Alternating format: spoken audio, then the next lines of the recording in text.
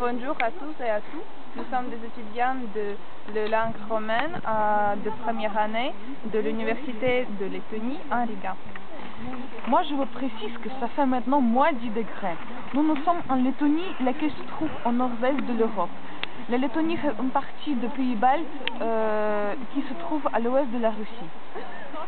Et nous sommes ravis de participer à cet échange dans le cadre de la francophonie et nous avons donc à vous poser quelques questions.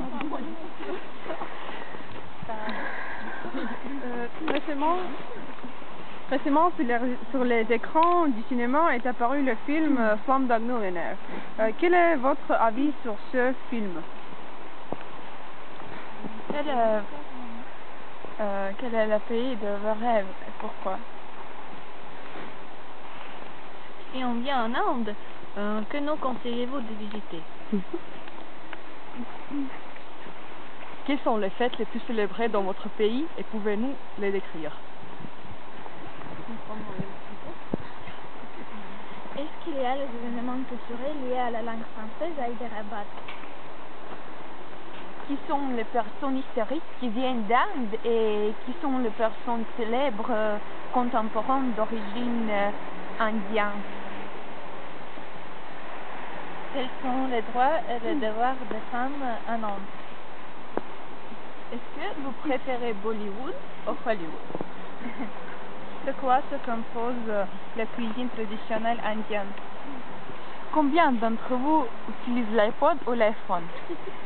Est-ce que beaucoup d'entre vous pratiquent la danse traditionnelle indienne? Quel est le chemin d'une famille typique à l'heure actuelle? Par exemple, à quel âge se marie-t-on? Pouvez-vous nous décrire les pratiques religieuses quotidiennes? Quels sont les stéréotypes des Européens?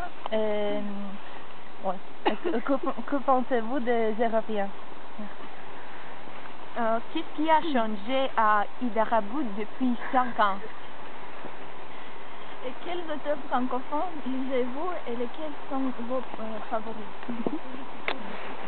Quelles sont les langues les plus apprises et les plus parlées en Inde?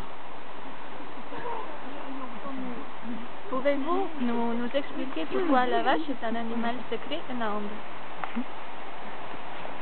Quels sont les sports les plus pratiqués en Inde? Et quel est votre plat traditionnel préféré? Et quelles épices utilisez-vous dans la cuisine? Et ces épices possèdent-elles des propriétés bénéfiques pour la santé? Attends!